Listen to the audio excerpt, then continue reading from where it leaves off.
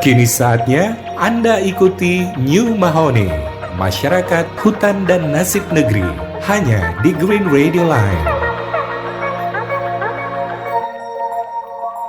Oke, halo sahabat Green. Assalamualaikum warahmatullahi wabarakatuh. Senang sekali di siang hari ini saya bisa kembali menyapa Anda di edisi spesial talk show New Mahoni, Masyarakat Hutan dan Nasib Negeri. Seperti biasa kita ngobrolin soal isu, dinamika, problematika, tata kelola dan juga solusi pembangunan lingkungan hidup dan sumber daya alam yang ada di Provinsi Riau.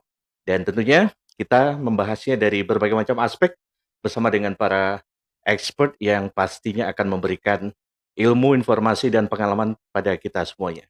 Nah, tentu harapannya Anda tetap sehat ya sahabat Green. Di nuansa Ramadan ini tidak menyurutkan niat untuk tetap go green, untuk tetap stay the core pada isu-isu lingkungan hidup, apalagi Provinsi Riau ya, yang sangat khas sekali dengan kekayaan hutan, gambut, minyak, gas, dan apalagi dalam sumber daya itu terdapat kehidupan masyarakat adat yang perlu kita proteksi, kita beri kepastian hukum dan lain sebagainya. Nah, kali ini langsung bersama dengan Profesor Dr. Junaidi, Rektor Universitas Lancang Kuning. Assalamualaikum, Prof. Waalaikumsalam warahmatullahi Apa wabarakatuh. kabar, Prof? Alhamdulillah sehat, Terima semangat. kasih atas waktunya. Ya, sama-sama. Oke, Prof. Dan sahabat Green, hari ini kita bakalan ngobrol bersama dengan Prof. Junaidi terkait dengan bagaimana kita memoderasi penyelesaian konflik tenorial yang terjadi di Provinsi Riau. Kita tahu seperti yang dirilis oleh Konsorsium Pembaruan Agraria, juga Lembaga Adat Melayu, bahwa Riau menempati posisi ketiga dari total 33 sampai 34 provinsi sebagai provinsi yang sangat rentan dengan potensi konflik sumber daya alam, spesifiknya konflik tenorial antara masyarakat hukum adat yang sudah existing sejak lama di situ, lalu juga ada korporasi sebagai basis industrialisasi untuk pergerakan ekonomi daerah, dan juga di situ ada pemerintah daerah. Nah, kita akan ngobrol terkait dengan konflik ini, Prof. Ya.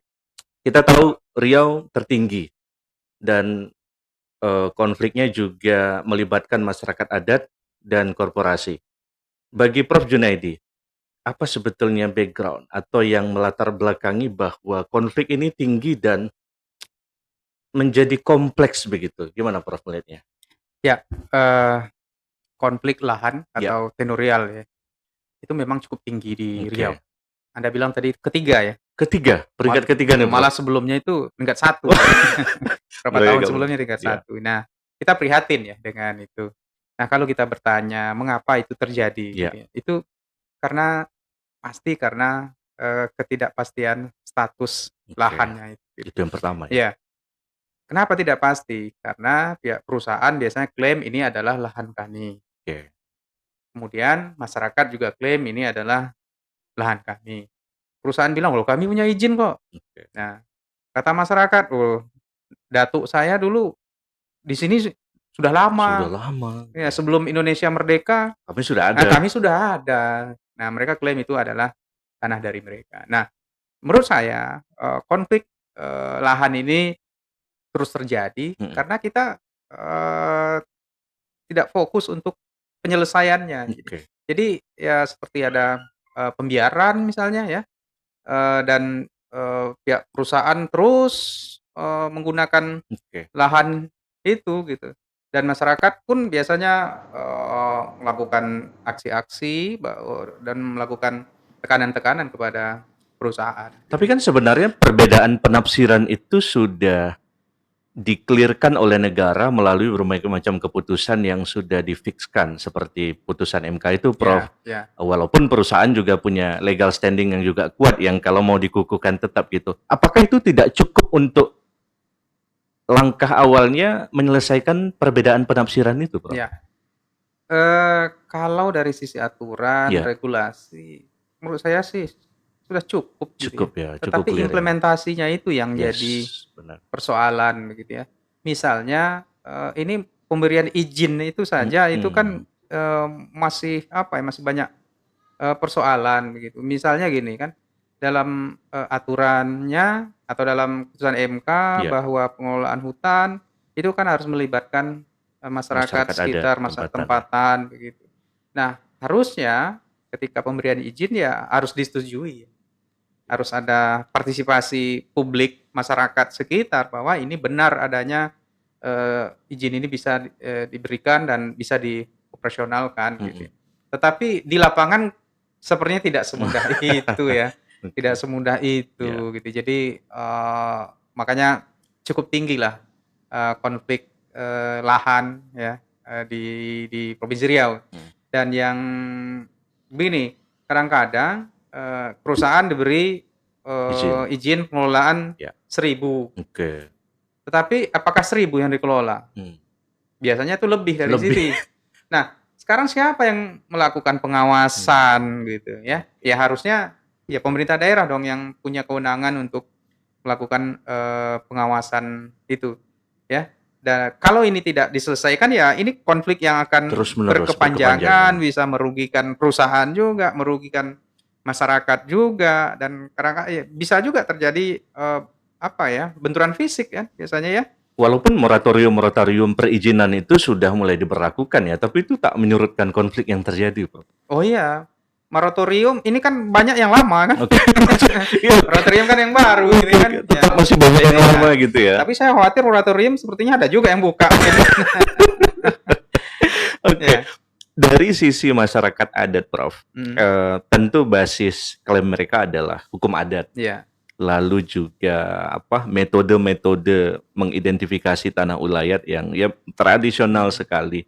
Apalagi belum banyaknya perda yang menguatkan existing mereka begitu. Prof melihatnya seperti apa? Nah, ya. Nah, ini poin penting yang ingin saya sampaikan. Jadi, kalau masyarakat klaim ini adalah hutan adat mereka. Oke. Nah, itu kan klaim masyarakat. Ya. Nah, agar dia legal, dia kan harus diakui oleh negara. Oke. Makanya saya mendorong pemerintah daerah, provinsi, kabupaten, mari kita tetapkan masyarakat hukum adat, MHA ya, MHA, masyarakat hukum adat. Nah, masyarakat hukum adat ini memang perlu ditetapkan begitu ya. Oke. Kalau masyarakat hukum adatnya di satu kabupaten cukup bupati. Oke. Tetapi kalau masyarakat hukum adat itu meliputi beberapa kabupaten itu harus gubernur. Nah, biasanya produk hukumnya adalah peraturan gubernur gitu ya, yang menetapkan mereka sebagai masyarakat hukum adat. Nah, setelah mereka ditetapkan masyarakat hukum adat, barulah bisa kita lanjutkan ke penetapan hutan adat begitu. Nah, ini penting. Hutan adat itu meskipun sudah diklaim oleh masyarakat setempat, namun perlu penetapan oleh pemerintah. Apa yang menyebabkan penetapan masyarakat hukum adat itu terasa berat bagi Pemda, Prof?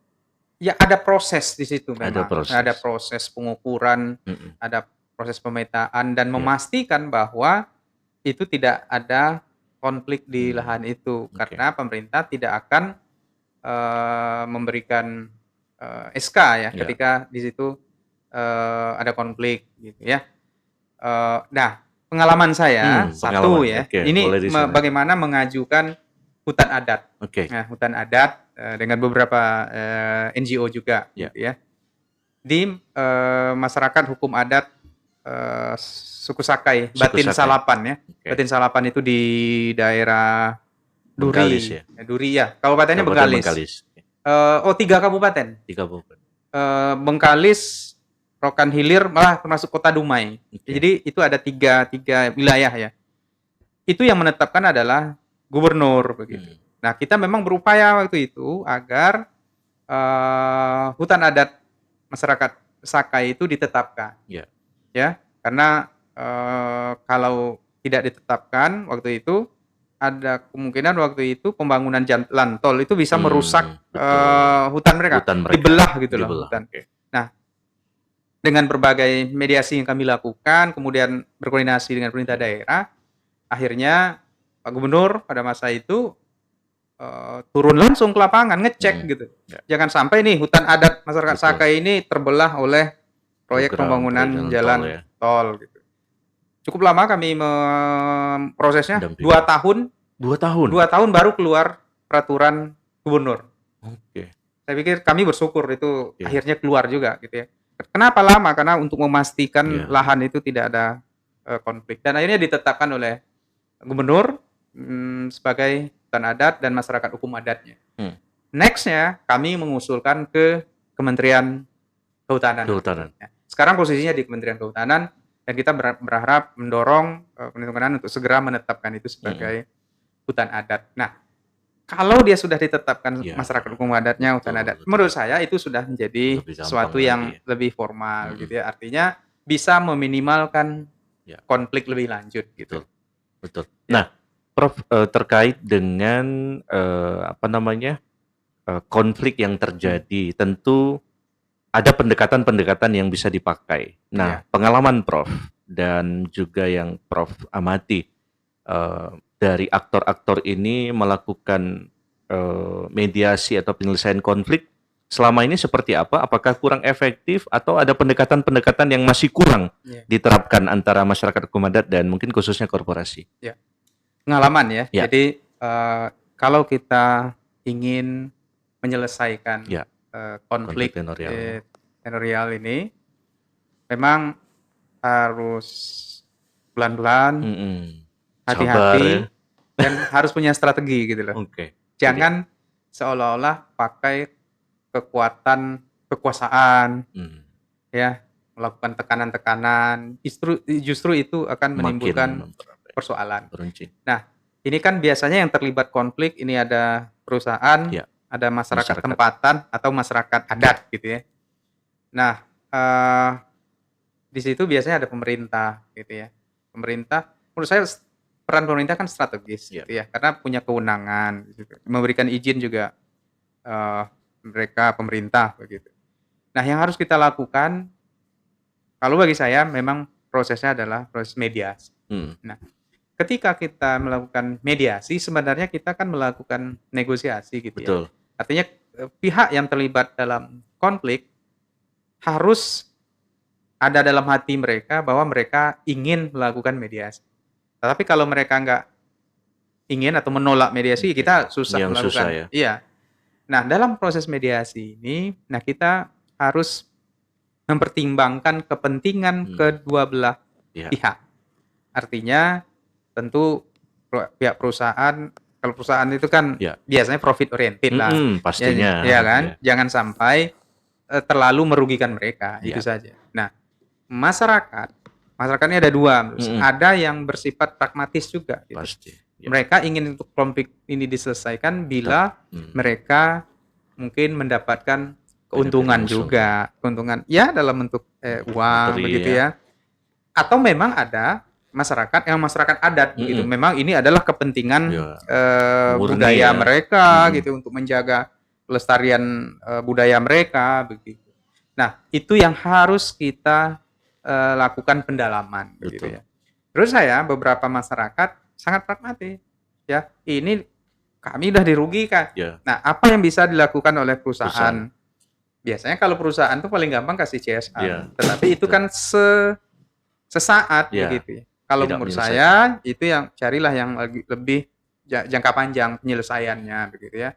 Apakah dengan melakukan mediasi Anda klaim ini tanah Anda, lah ini kan udah kami olah ini. Sekarang kami beri ini ya, kompensasi. Kah? Kami tanamkan sawit di manakah gitu ya. Nah, hal-hal seperti itu kan harus dibicarakan gitu ya. Harus dibicarakan dan perlu waktu memang dan nah ini kita perlu memahami karakter dari masyarakatnya. Nah, sekali lagi kita perlu mendalami karakter dari masyarakatnya. Bisa jadi kan karakter di desa ini, di kabupaten ini kan beda dengan yang lain. Nah, menurut saya pendekatan budaya atau pendekatan kultural itu sangat penting gitu loh untuk memahami emosi, situasi, karakteristik dari masyarakatnya. Bahkan pengalaman kami meminta bantuan psikolog gitu. Sampai psikolog terlibat ya. Kan menurut saya ini kan mediasi ini kan berbicara persoalan emosi orang gitu ya. Sehingga kan kita perlu memahami emosinya mereka gitu ya. Kemudian penyelesaiannya juga harus cepat gitu ya. Nah, kayak contoh, misalnya udah kita janji kita akan beri kompensasi gitu. Oke, kita sepakat kompensasi. Iya. Tapi kompensasinya 8 bulan lagi ya, karena harus diajukan dulu ke perusahaan. Oke. Oh, nggak bisa. Nggak bisa ya. Oke. Kalau kamu udah setuju kompensasi udah, kalau bisa Ya.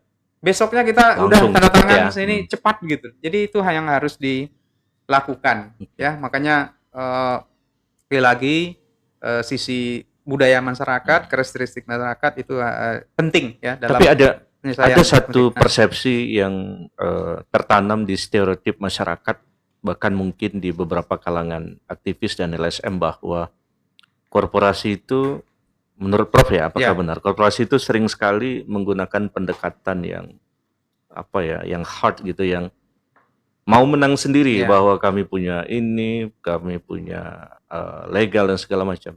Benar nggak tuh, Prof? Ya, ada kecenderungan seperti itu. Ada kecenderungan. Ya, jadi mereka bersekukuh, kami sudah punya izin. Izin, ya. Nah, oke. Tapi yang tadi, kami sudah punya izin. Ya. Nah, saya pernah menghadapi ini. Saya bilang, oh ini kami sudah punya izin. Iya Pak, dia bawa parang itu. Dia bawa parang ya. Nenek datuk kami sudah ada di sini sebelum Indonesia merdeka.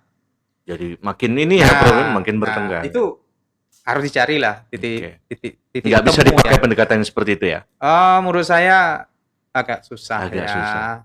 Ya itu mungkin Dulu ya. itu apalah ajian terakhir lah itu ya, jurus terakhir lah itu yang kayak gitu-gitu. Tapi lebih ini lebih baik bernegosiasi, bermediasi dulu begitu. Prof, tentu saja masyarakat adat itu punya agregasi kepentingan yang bisa disampaikan melalui institusi adat sebagai institusi resmi yang mewakili kepentingan adat. Bagaimana peran lembaga-lembaga adat sejauh ini yang Prof amati untuk mempercepat penyelesaian konflik itu?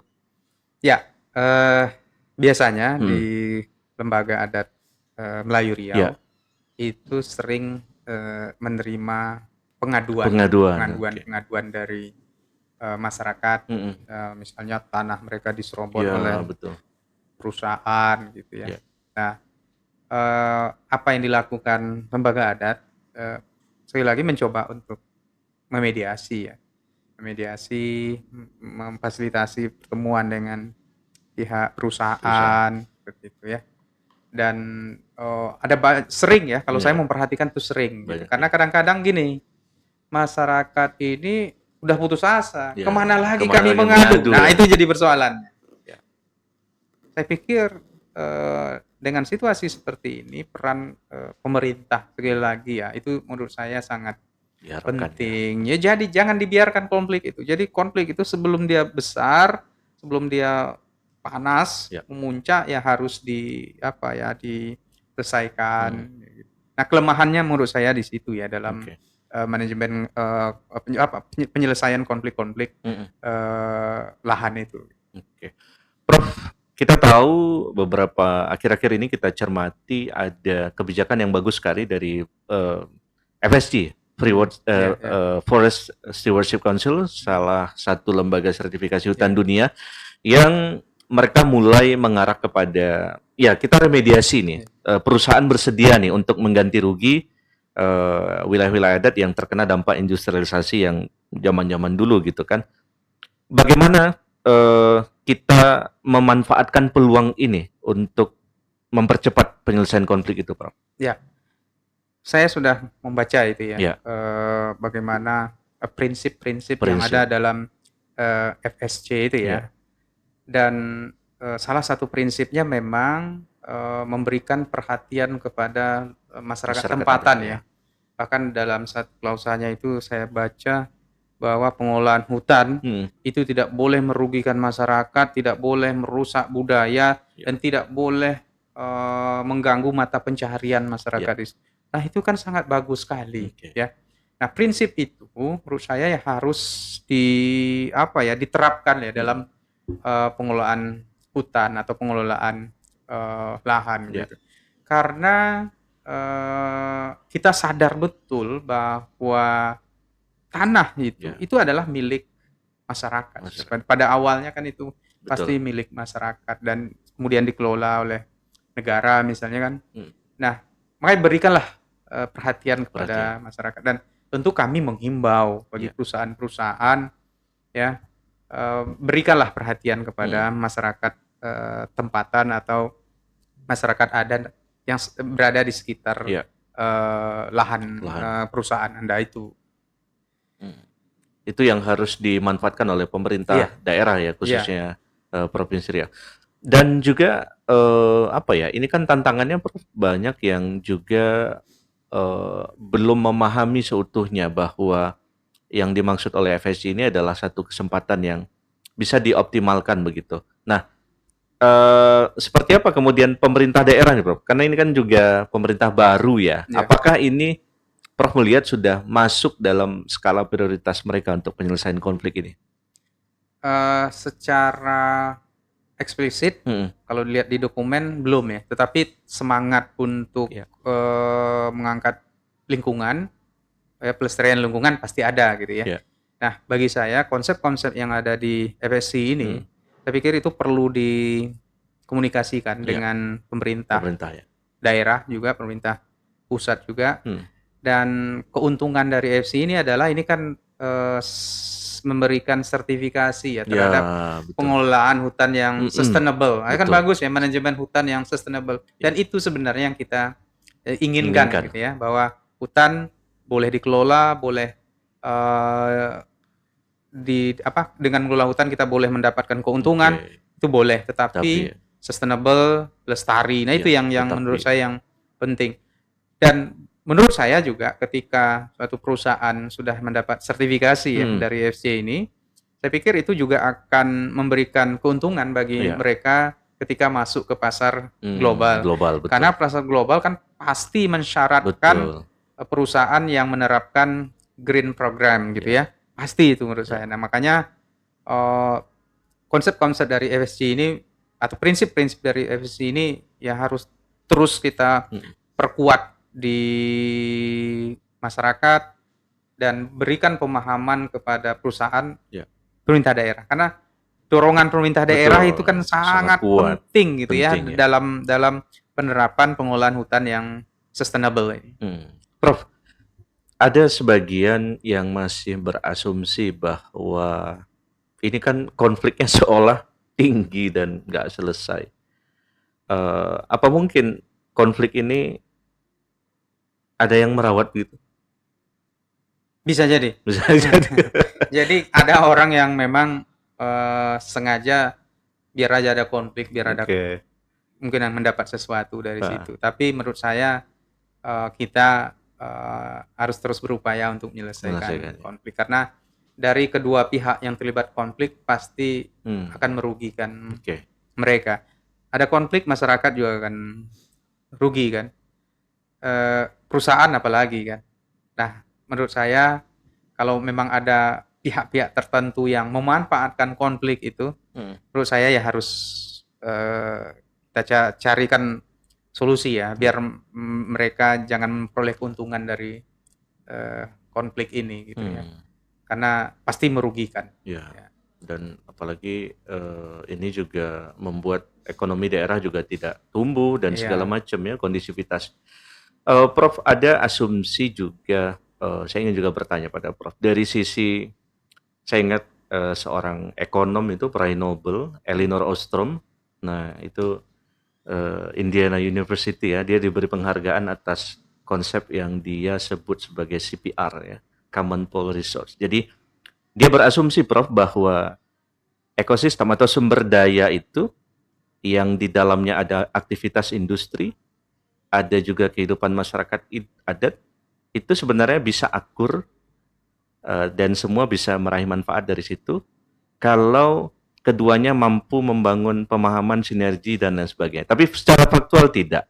Nah, konteks Riau masa depan, Prof, sejauh mana kemungkinan itu terjadi bahwa kita ingin melihat ada keakuran antara korporasi, karena ini kan apa ya, semacam luka lama yang agak sulit dimaafkan bagi, itu terasa sekali, apalagi kalangan aktivis, masyarakat adat. Nah, seolah-olah memang korporasi ini nggak ada yang baik, nggak ada yang memang ya inginnya ekonomi aja, tapi yang lain. Nah, bagaimana kita, sejauh mana Prof optimis bahwa kita itu akan sampai pada pertemuan kesepahaman yang Ya. saling sama gitu.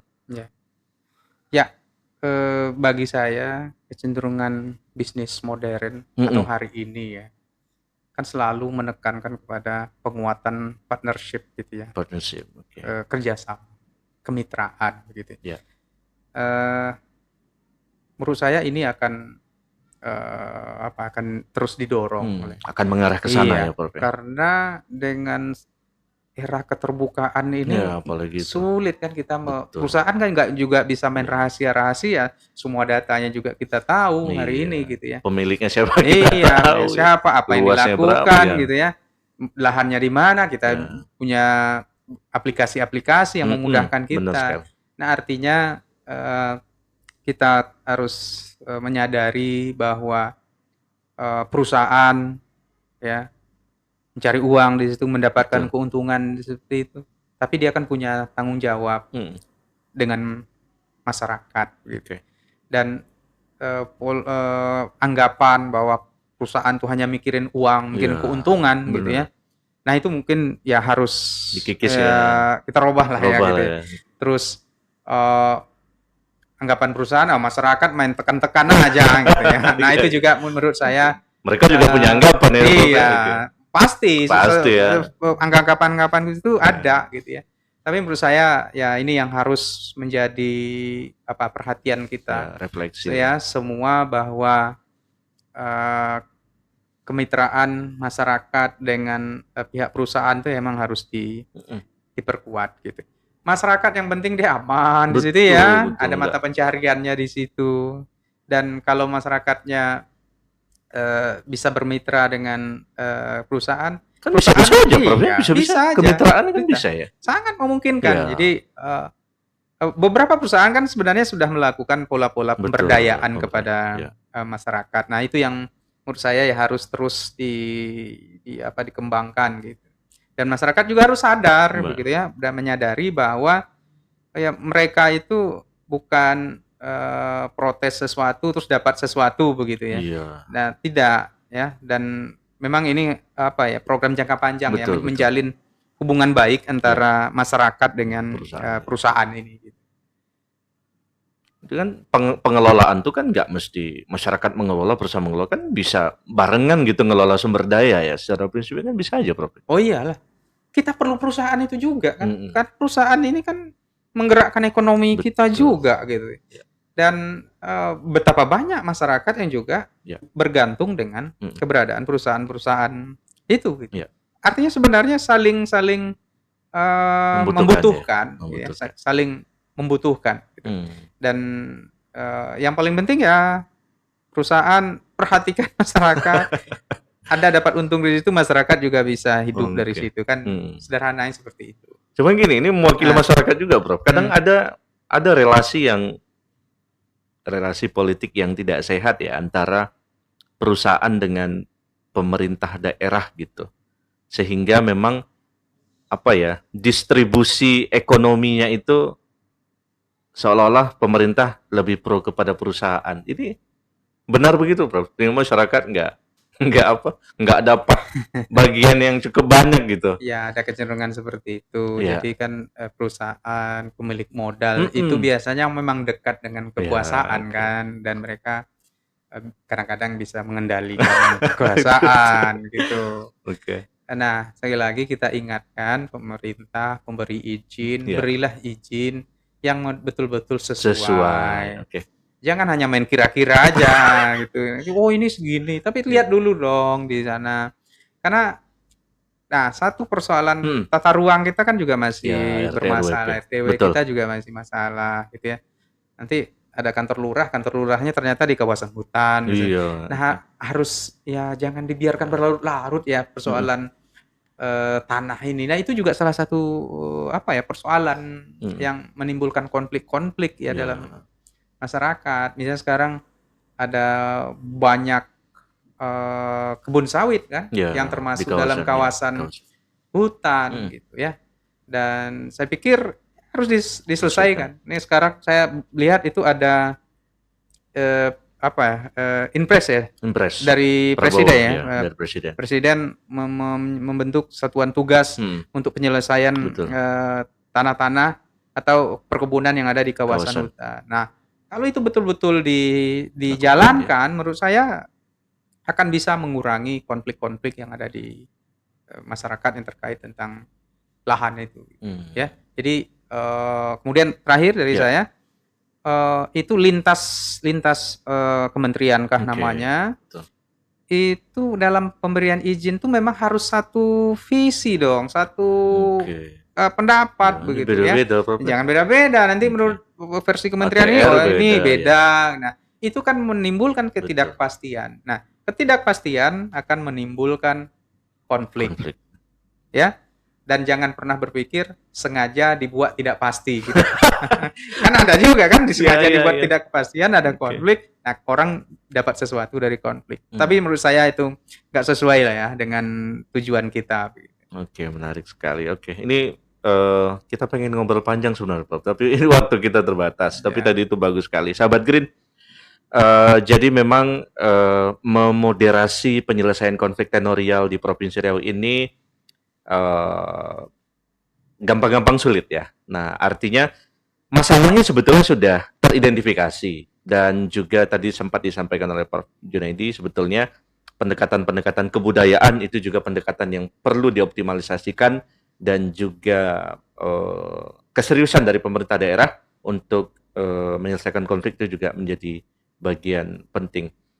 Prof, terima kasih atas waktunya. Sama-sama. Sahabat Green, itu tadi perbincangan kita bersama Rektor Universitas Sancang Kuning, Profesor Junaidi, terkait dengan memoderasi penyelesaian konflik yang ada di Provinsi Riau. Dan kata kuncinya tentu kembali lagi kepada pemegang otoritas penting, kewenangan, yaitu pemerintah, baik itu pemerintah pusat dan pemerintah daerah, bagaimana kemudian dari sisi RT/RWP-nya di-clearkan, dari sisi kepastian hukum, tadi ada stepnya, kepastian hukum atas eksistensi masyarakat adat yang dibentuk, kepastian hukum atas wilayah adatnya dibentuk, nah barulah